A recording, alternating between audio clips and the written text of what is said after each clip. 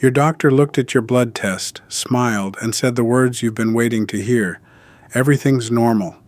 And you relaxed. You drove home a little lighter, figuring the slow fade you've been noticing was just age catching up. But here's the part that should stop you cold normal on that lab sheet and healthy inside your blood vessels are two very different things.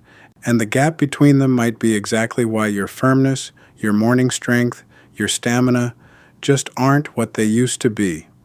Stay with me, because by the end of this, I'm going to give you the one number to actually aim for, not the one they let slide. Let me be honest with you up front. I used to think a normal lab result meant I was in the clear too. It took me a while and a lot of reading to understand that normal is just a wide net designed to catch disease, not to keep you at your best. There's a whole zone where you're technically fine on paper and quietly losing ground in real life. Here's what's really going on in plain language. Your firmness down there is not really a muscle thing, and it's not mainly a hormone thing. It's a plumbing thing. It's a blood flow event. When everything works, your body releases a little molecule called nitric oxide, and nitric oxide tells the walls of your blood vessels to relax and open up. They widen, blood rushes in where it matters, and you get hardness. That's the whole mechanism. No blood flow, no firmness. It's that simple. Now here's where blood sugar sneaks in. Even mildly elevated blood sugar, and I mean numbers your doctor would shrug at, slowly damages the delicate inner lining of your blood vessels. That lining is called the endothelium, and it's the exact place where nitric oxide gets made. So when sugar runs a little high for a long time, two things happen at once. The lining gets roughed up, and your nitric oxide production drops. Less nitric oxide means the vessels can't open the way they should. The pipes are there, but they won't widen on command. And now the key insight, the thing most men never get told.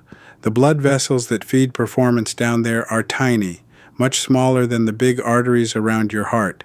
So when this damage begins, those small vessels feel it first, years first.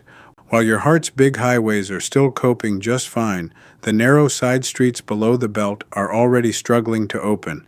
That's why a change in circulation down there isn't just a bedroom issue. It's one of the earliest warning lights your vascular system has. It's the canary in the coal mine. Your body is showing you, through firmness, what your arteries are going to be dealing with 5 or 10 years down the road. Let that sink in for a second.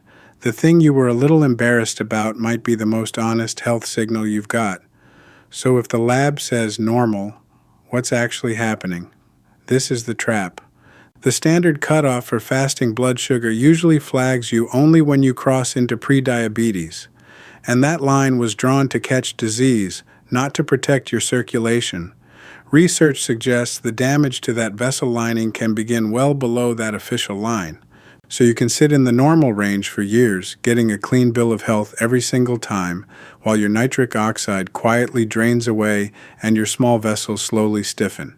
Nobody's lying to you. The number just isn't telling the whole story. Now I told you I'd give you the silent signs, so let's do that, and I want you to actually check yourself against these as I go.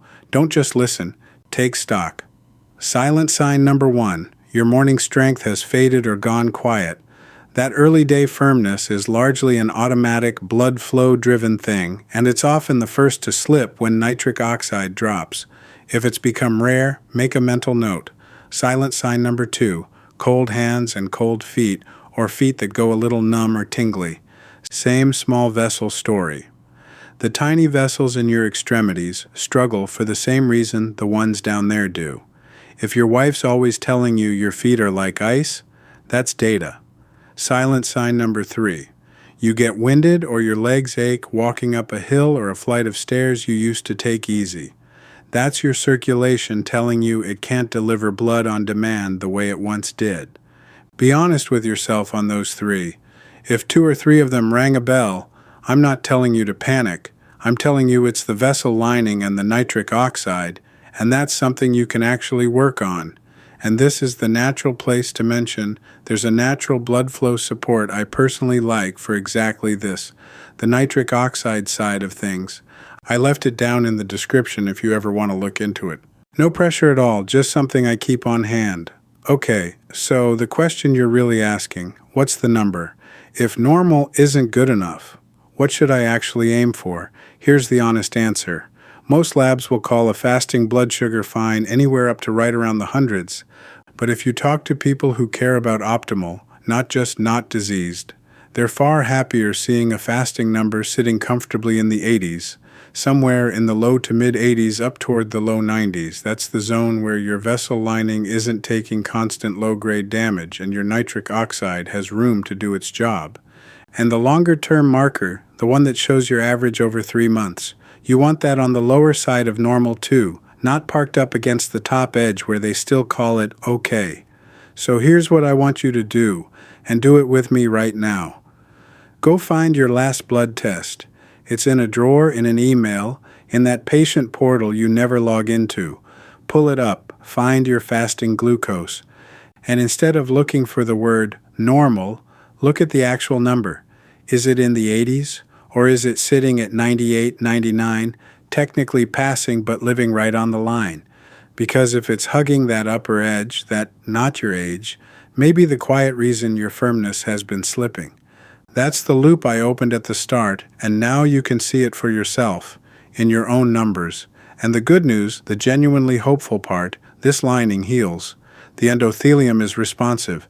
Bring that sugar down even into the low 90s through walking after meals, cutting the liquid sugar, building a little muscle, getting your sleep, and you take the constant pressure off those small vessels. Nitric oxide production can recover, circulation can improve.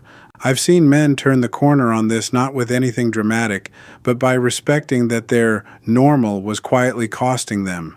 So don't let one comforting word on a lab sheet talk you out of paying attention to what your own body is telling you. Normal is the floor. You're allowed to aim for the ceiling. And like I mentioned, if you want to check out the natural blood flow support I use for the nitric oxide side, it's down there in the description. Only if you're curious. No rush. You've got more control over this than anyone made you believe. Pull that number, aim a little lower, and give those small vessels a reason to open back up.